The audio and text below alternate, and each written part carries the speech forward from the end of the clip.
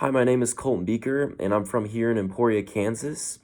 I went to Village Elementary School, and I am now in 14th grade as I am a student at Emporia State University.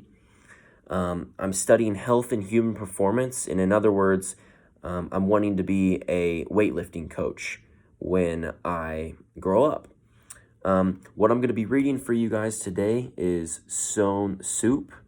And I've never read this book before, but I'm excited to read it to you. So let's jump into it.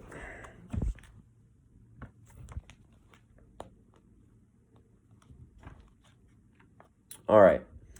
3 soldiers trudged down a road in a strange country. They were on their way home from the wars. Besides being tired, they were hungry. In fact, they had eaten nothing for 2 days. I couldn't do that. How I would like a good dinner tonight, said the first, and a bed to sleep in, said the second. But all that is impossible, said the third. We must march on. On they marched. Suddenly ahead of them, they saw the lights of a village. Maybe we'll find a bite to eat there, said the first. And a loft to sleep in, said the second. No harm in asking, said the third. Now the peasants of the place feared strangers. When they heard the 3 soldiers were coming down the road, they talked among themselves. There they are.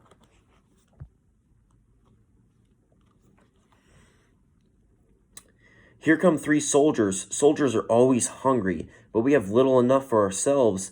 And they hurried to hide their food. They pushed sacks of barley under the hay in the lofts. They lowered buckets of milk down the wells. They spread old quilts over the carrot bins. They hid their cabbages and potatoes under their beds. They hung their meat in the cellars. They hid all they had to eat. Then they waited. So there's them there, hiding some stuff. And there's them hiding some more stuff.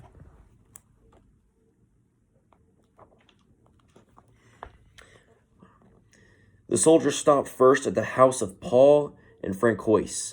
Good evening to you, they said. Could you spare a bit of food for 3 hungry soldiers? We have had no food for ourselves for 3 days, said Paul. Francois made a sad face. It has been a poor harvest. The 3 soldiers went out on to the house of Albert and Louise. Could you spare a bit of food and have you some corner where we could sleep for the night? Oh no, said Albert. We gave all we could spare to soldiers who came before you. Our beds are full. So there's them talking to the first house, and there's them talking to the second house.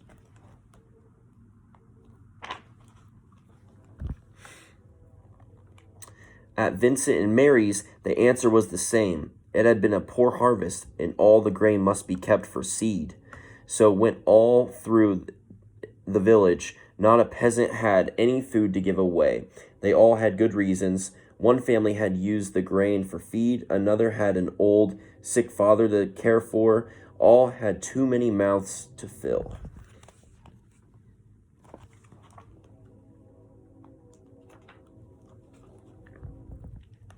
The villagers stood in the street and signed. They looked as hungry as they could. 3 soldiers talked together.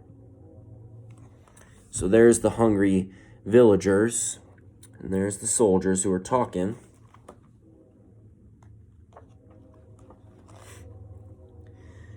The first soldier called out, "Good people." The peasants drew near.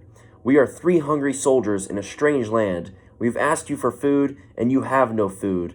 Well, then, we'll have to make stone soup." The peasants stared. Stone soup? That would be something to know about. There they are.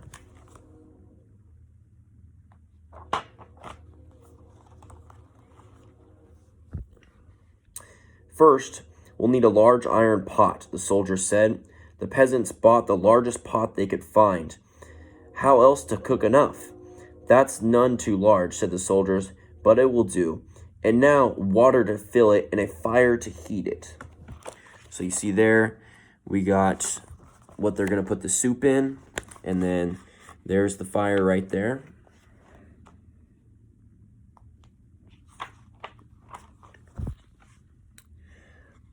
It took many buckets of water to fill the pot. A fire was built on the village square, and the pot was set to boil. So there's the 3 soldiers, and then obviously the villagers. And then here's the pot where they're going to make stone soup.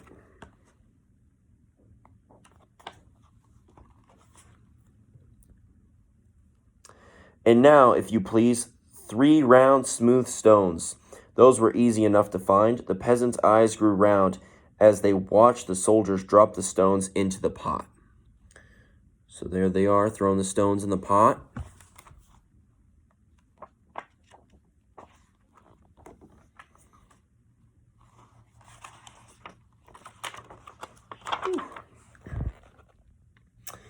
Any soup needs salt and pepper, said the soldiers as they began to stir. Children ran to fetch salt and pepper. Stones like these generally make good soup, but oh, if there were carrots, it would be much better. Why, I think I have a carrot or 2, said Francois, and off she ran. She came back with an apron full of carrots from the bin beneath the red quilt. So there are the children getting the salt and pepper, and there's Francois getting all the carrots that she had.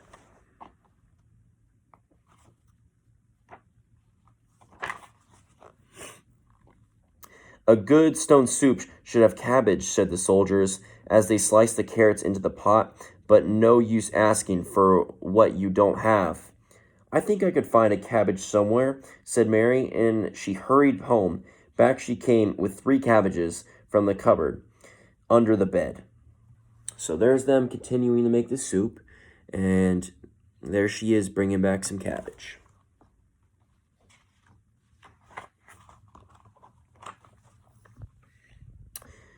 If only we had a bit of beef and a few potatoes, the soup would be good enough for a rich man's table. The peasants thought that over, remembering their potatoes and the sides of beef hanging in the cellar. They ran to fetch them, a rich man's soup, and all from a few stones. It seemed like magic. So there they are, all giving what they have to the soup.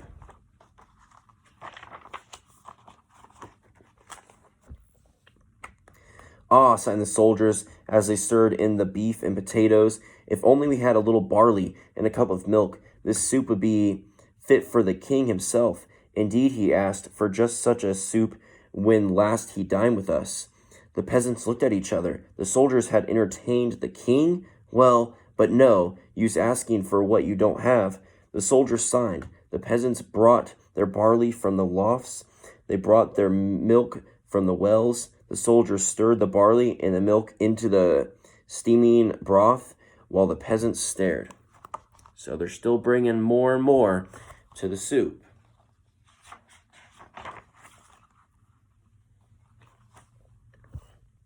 At last, the soup was ready. All of you shall taste, the soldier said, but first a table must be set. Great tables were placed in the square, and all around were lighted torches. So there they are setting up the table, and there they are continuing to fix up the soup.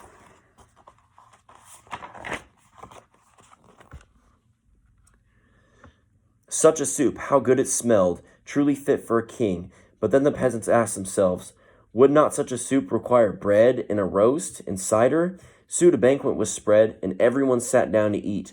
Never had there been such a feast. Never had the peasants tasted such a soup and fancy made from stones. So there they are. They're all getting some grub.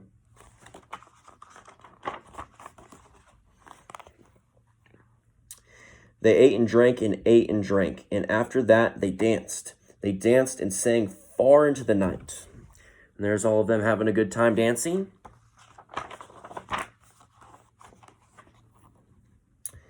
At last they were tired.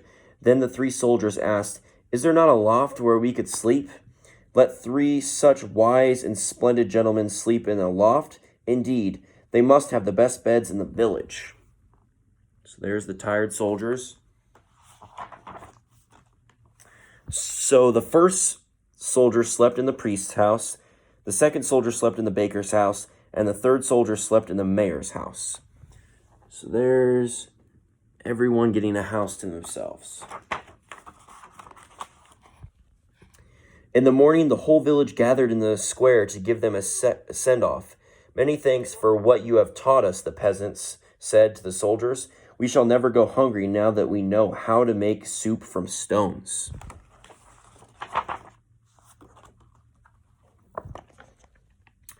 Oh, it's all in knowing how, said the soldiers, and off they went down the road. And then the last thing it says here is, such men don't grow on every bush. And that's the end as they go walking off. I want to thank you for listening to me read Stone Soup. I hope you like it. And my advice to you as you're growing up is just to find something that you really like and that you're really passionate about, and just really give it your all. Even if you don't know what you want to be right now, or you do know what you want to be, just stay passionate about that and really give it your all, and you could really turn out to be something great. Thanks for reading with me.